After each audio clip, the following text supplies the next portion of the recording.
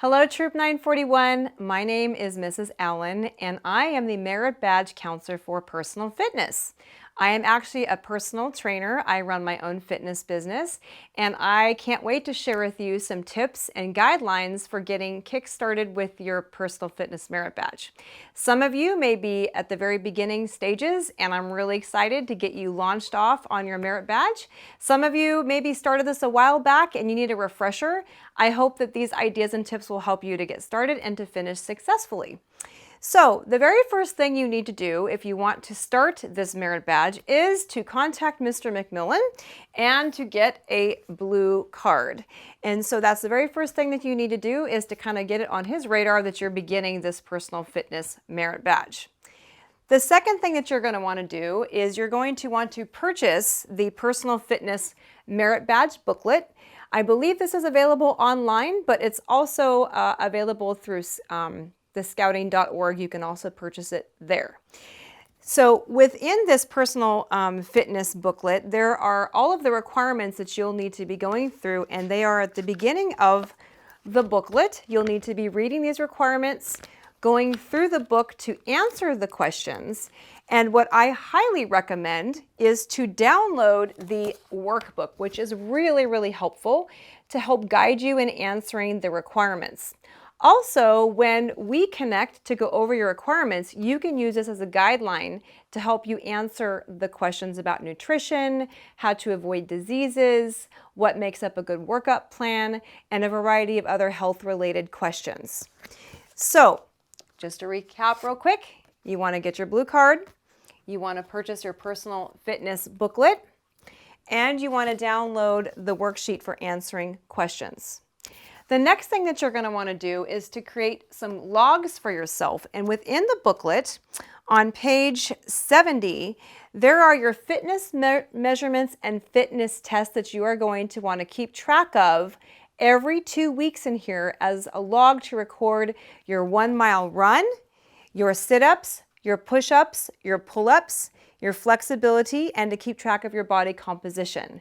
So this is an important log that we will need to look at to make sure that you have been recording your fitness test to show your progression over the course of the 12 weeks. The other type of log that's different from the fitness test log is to have a sample physical fitness program, and this is available in your book that shows you that you'll need to be focusing on a warm-up, aerobic routine, strength routine, and a flexibility routine. And so these are the types of things that you're going to want to be keeping track of over the 12 weeks. Okay, so that's important for creating organization. You can also keep track in an Excel spreadsheet if you're handy with Excel, or you can certainly use a spiral-bound notebook as well. So for your 12-week fitness program, you need to come up with flexibility exercises. Those would be your dynamic stretches as part of your warm-up. If you go to Jen Allan Fitness, I actually have a YouTube channel that you can go and follow along with a warm-up that I give you some great exercises to do before you go out and run or go for a bike ride or go for a hike. Okay? You want to keep track of your cardiovascular fitness, and that's not only just doing the 1 mile run for your test, but keep track of the days that you bike or you hike or you swim or you do calisthenics. All of those things count towards your cardiovascular program. For strength training, out of the several weeks and months that I've been working with scouts, this is probably the area that is the least understood. And I do want to emphasize that you must have a strength training program, a part of your 12-week program. What that means is lifting weights, doing lunges, doing squats, doing chest presses, doing bicep curls, doing rowing, some kind of combination exercises that are going to help strengthen your muscles and your bones. It's really important to understand that the whole purpose of going through this merit badge program is to learn how to take care of your body, and strength training is a very important component of that 12-week program. The fitness tests will be recorded every 2 weeks, but keep in mind the sit-ups and the push-ups and the pull-ups, you don't just do those every 2 weeks. You want to be focusing on doing those 2 to 3 times a week so that by the time you get to the second week milestone, you're going to be able to record your reps and to see if you are making improvement in those areas.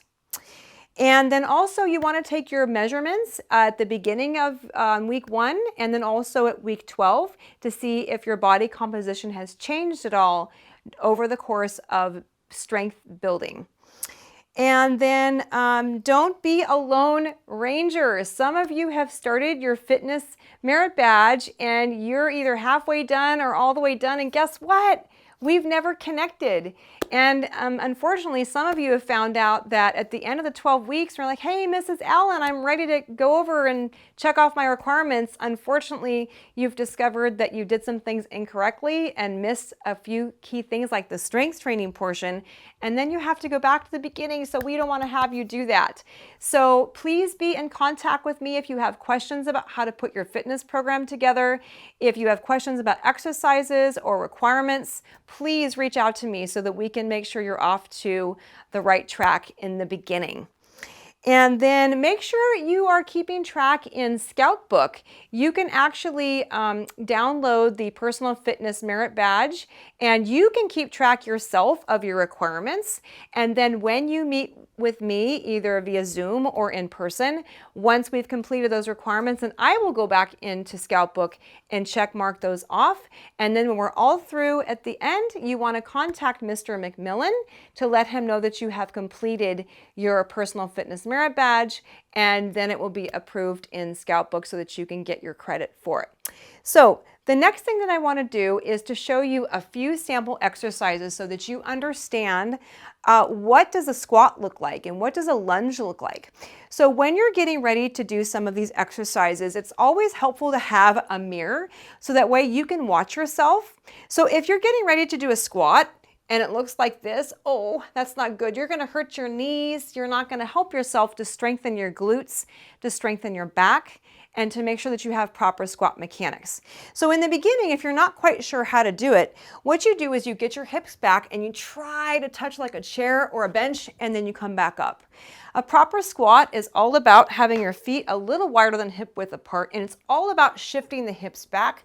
But look where I am here. Uh-oh, you don't want to be there. That's going to hurt your back and not help you to build the proper muscles in terms of what muscles are firing. So when you push your chest out, hips back, you want to make sure that you are squeezing your glutes back there, and then you come up. So if you are going to add a combination, and let's say you're going to do a squat with an overhead press, you would go ahead and get into your squat position. You're going to squat down. You're going to come up, but don't lock your legs. You're going to want to keep your knees slightly bent and hips back. Go ahead and lift your dumbbells into what we call field goal position, and you're going to press. Exhale. So back down, I'll face this way. So squat, up, and go ahead and press. If you want to do a lunge combination with upper body, you can go ahead, step forward, sink down, squeeze. Make sure you have really good upright posture. You can go into a lateral raise. You can go into a front raise. Or you can do a combination again with that overhead press. Okay, and if you're trying to do your bench press, you can go ahead and use a bench like this. Take your dumbbells and make sure you're pressing your back down. Dumbbells are in field goal position, and you're going to press right above your chest, not your face, but right above your chest. Come back down. Big inhale. Exhale, and go ahead and you can release that. If you want to do a row, rowing is very good for your back. Again, get into that squat position, but you're going to bend over, pull your shoulder blades together, chin is tucked, and you're going to row up. So those are some good things that you can do. For your core, which is also part of your strength training, it's really good to get some planks in 2 or 3 times a week. So you come down to the floor, you can get on your forearms, and you can get on your toes. And what you want to do is squeeze as hard as you can, that bearing down through your hips, your glutes, your abs. Keep your chin tucked. Shoulders are going to be right over your elbows, and you are squeezing. If you look at yourself in the mirror and you're kind of like this, so you're not quite ready to do this on your toes. So go ahead and go to your knees And then you're going to be squeezing and working on building up your core abdominal muscles here. The same thing if you want to go into a side plank. You can start here on your knees, opening up the chest wall, neutral alignment with your C-spine. You can go ahead and stack your feet and hold your side plank right here. And those are really great exercises.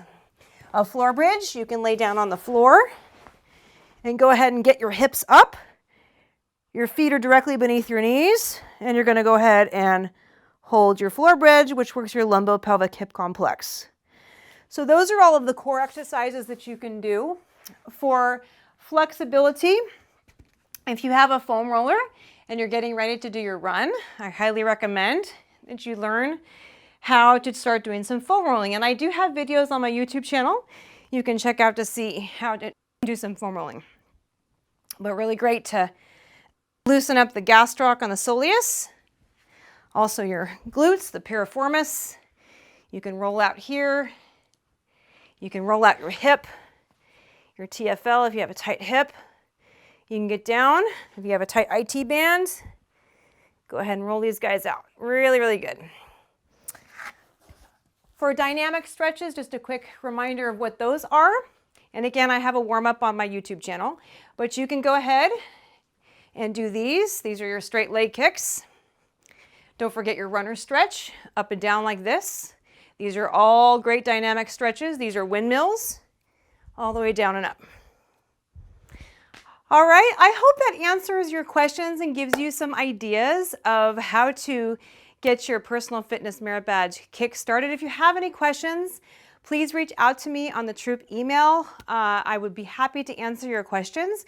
Please don't be a Lone Ranger. Reach out, ask for some help, and I'd be happy to schedule a 15 or 20-minute meeting with you to make sure you're on the right track. I hope these ideas help you guys, and good luck with your personal fitness merit badge.